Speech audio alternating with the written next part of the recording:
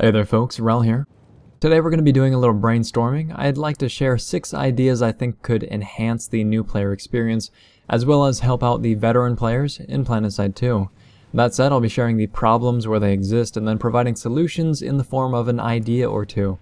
Some of these ideas might tie into concepts of progression, itemization, and other topics that we'll probably be fleshing out in later episodes, but for now, here's what I've come up with. Everyone and their mother has mentioned that there needs to be a mentorship system in the game, and because of that, SOE probably has it on their list of things to implement, but this is how I envision the mentor system working out.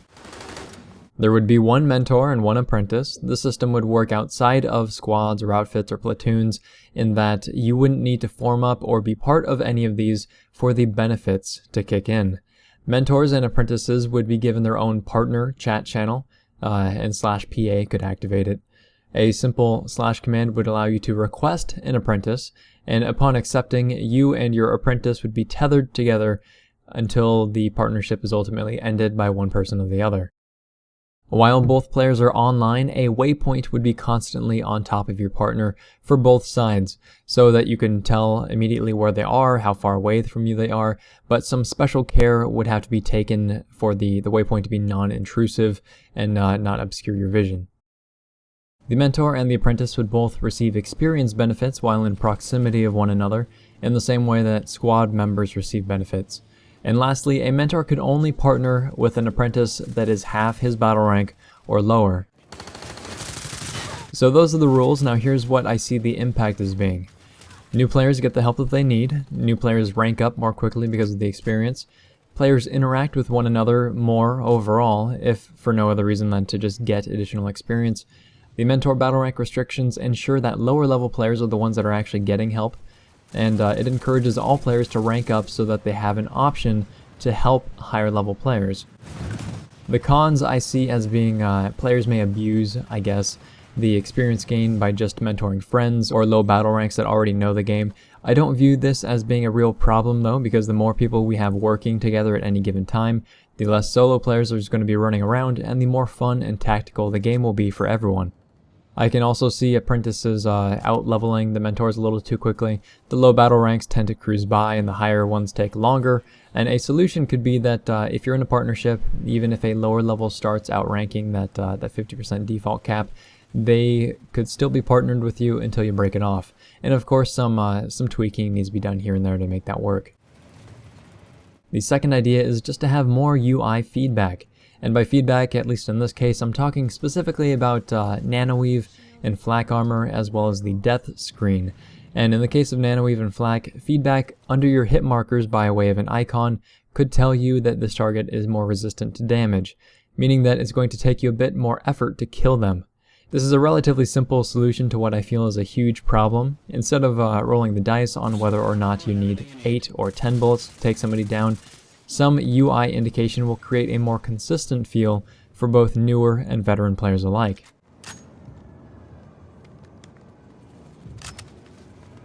And if you don't want to clutter the hit marker indicator, then you can just as easily implement the feature as a part of the spotting mechanic.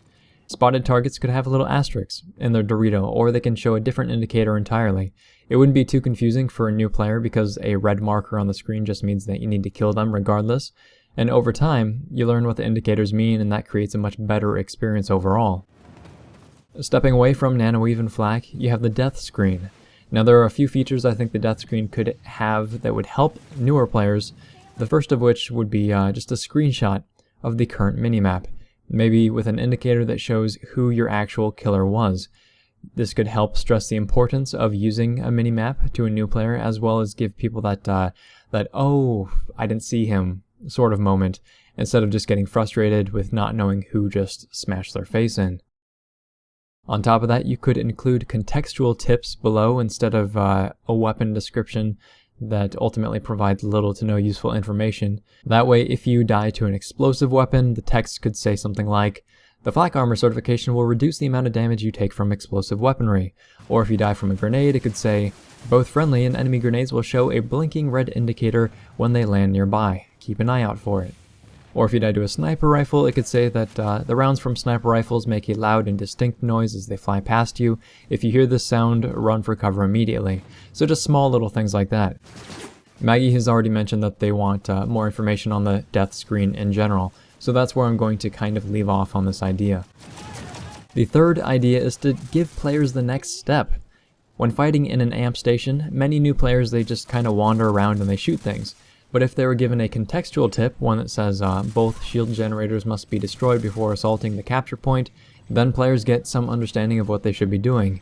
And the tips could be disabled for veteran players, but in bigger facilities, the whole experience could be pretty confusing. It could be the same thing for when your base is being overwhelmed. You give new players a suggested base to fall back to, and then you really emphasize the fact that they should go there. You should tell them to go there, repair and man the turrets, lay mines, whatever. It's that sort of guidance. A player-guided mission system is planned for the future, and hopefully it will do a lot to benefit new players in this capacity. But until then, that's sort of my suggestion. The fourth idea is just more information about certs and weapons, and this has been asked for time and time again because players don't always know what a good weapon is or what a good attachment is for that weapon or what certs that they should even be unlocking for their characters. And if there was more detailed tooltips and if weapons could show the impacts of the attachment options on that little graph, then I think it would do a lot to help not only newer but veteran players as well. In addition, you can also have player tips or recommendations about different weapons. So you could make it so players who Araxium metal a weapon can write a little blurb about how to use it well.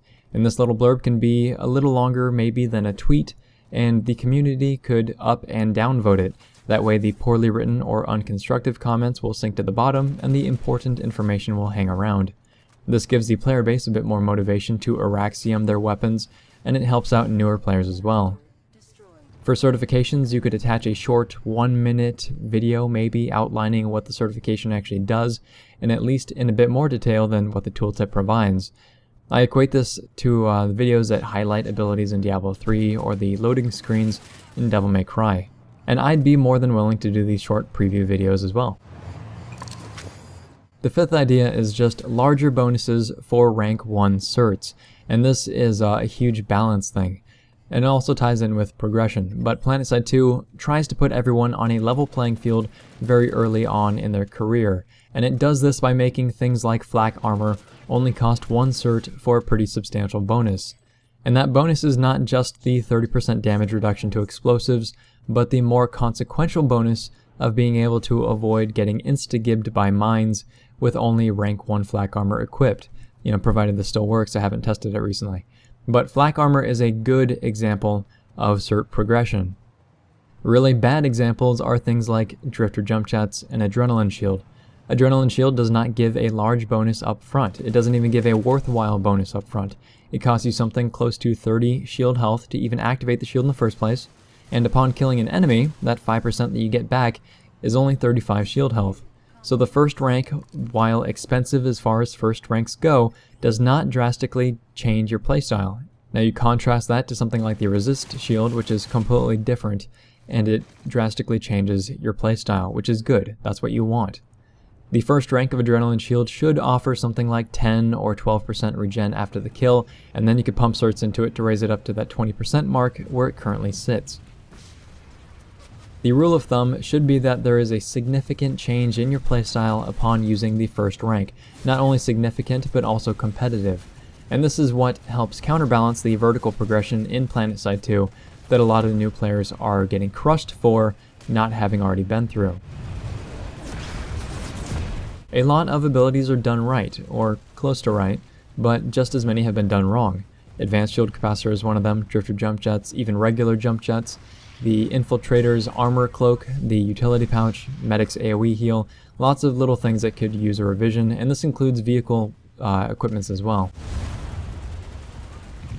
Now this last idea is my favorite. It's going to take a little bit. I do have a lot to talk about, but I think that it will affect the game as a whole positively, and the effects will trickle down, and that is starter loadouts. The best example of horizontal progression on the market right now is Call of Duty Ghosts. There is nothing in that game that is a flat upgrade because your loadouts all have specific point values that you just can't go over regardless of what you unlock or decide to use. The important part of this, though, is that new players are given all of the tools to be successful from the first time they enter the game in the form of 3 pre-developed loadouts. And this is not the case in PlanetSide 2. In PlanetSide 2, you don't have all those tools. You don't even have one med pack, you don't have a suit slot, you don't have weapon attachments, you just have to figure it out as you play. Ready, set, go. If you were to implement starter loadouts in PlanetSide 2, you could drastically change the game and the subsequent outlook of the game for newer players. The best idea would be to create 2 starter loadouts per class that are oriented toward a specific purpose and are extremely effective within their role, and it will help new players understand the game quickly without feeling like they're at a huge disadvantage. If I'm a new player, right, I'm trying to figure out what's going on, let's say that I just spawned in for the very first time. If I'm getting zerged by a bunch of vehicles and I keep dying over and over and over, it's kind of frustrating, right? I could feel helpless, I could feel clueless at the same time, and I need to know what is going to be useful against vehicles. How can I stop what's happening to me right now? Luckily, you've been given 2 heavy assault loadouts right at the start of the game, with descriptions that will help you choose which one you should use. You have one called the Close Quarters Pusher, and you have one called the Anti-Vehicle Support. The description for the Close Quarters Pusher says, "This is a frontline loadout capable of mowing through enemy infantry with its fast-firing close-range LMG, and it is equipped with a long-lasting resistance shield that mitigates a portion of incoming damage. The powerful S1 dumbfire launcher can heavily damage enemy vehicles or max units that stray too close." The description for the Anti-Vehicle Support loadout could say, "The Nemesis ground-to-air lock-on launcher can launch a dumbfire rocket at enemy ground vehicles or lock on to airborne enemies to both deter or destroy them. It's equipped with a heavy-hitting LMG to support allies with covering fire at medium range and can shrug off enemy explosive damage thanks to the equipped flak armor." So that's just an example, but if I'm a new player and I'm trying to deal with enemy vehicles, I'm more likely to pull the loadout that says anti-vehicle in it. At the same time, other new players will be doing the same exact thing, meaning that you're going to be able to coordinate vehicle suppression instead of just people running around shooting whatever comes their way. Likewise, if I'm deadlocked in a biolab entrance, I'm probably going to be using the class that has the word pusher in the name. Now you probably get the point, but another example is that I could divvy up the infiltrator class into 2 loadouts. One you call the hacker, and the other is the recon or the sniper. The hacker is adept at sneaking into enemy bases and quickly taking control of enemy infantry and vehicle consoles, as well as enemy turrets. So not only do you now have loadouts with names that point toward the class's specific strengths, but you're also advising them on what they should be doing if they equip these classes, and why they should be equipping them. The names alone are a small change that creates a vastly different experience in the eyes of someone who has not played the game before.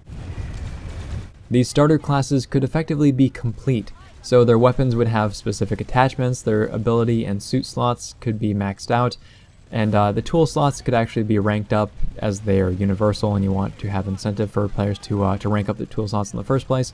But the player would not get to modify these classes at all. And if you have weapons specific to the class, say an infiltrator with an SMG, that SMG would not just be unlocked for the player, they would have to actually go out and purchase that. And these starter classes would be completely locked save for the cosmetic options. Instead of trying to modify the starter classes, players would be encouraged to make a new loadout from the ground up using an available loadout slot. But they could always fall back onto the 2 complete loadouts until they feel like their customized loadouts are ready for action. As a player plays the game for a while and their battle rank increases and they've been developing their own custom loadouts, you could allow players who hit rank 50 or so to disassemble their starter builds and refund a static amount of CERTS for doing so. These players would be educated in the game enough now to the point where they understand that they are losing a valuable class in exchange for more certifications to put toward customization. And it'd also let them cash out on loadouts that they're just not so keen on using in the first place. Like I said, this would completely change the way that new players would behave because they would be given a set of tools that excel at given situations instead of being forced to make things work with what they have access to, which in most cases is not much. You don't have access to a second burster, you don't have a lock-on weapon, you don't have C4, you don't have medkits, you don't have close quarters weapons, you don't have a lot of things that make you effective in a game as incredibly situational as PlanetSide 2. And with this solution, you wouldn't be needing to give them those items permanently. In fact, you're teaching them to play with them and encouraging them to purchase those items that they enjoy using on loadouts that they're building up. But that's it. I know that the last idea was really long, but I feel like it would be extremely important and it could be very, very helpful to the game on so many different levels. If this video has been interesting, helpful, or entertaining, please feel free to like, subscribe, tell your friends about the channel, and if you have thoughts on how to make the new player experience better, share those in the comment section down below. I'm sure that SOE has a long list of things that they're working on toward this end, but more feedback is always good feedback. Thanks very much, folks. We're all signing off.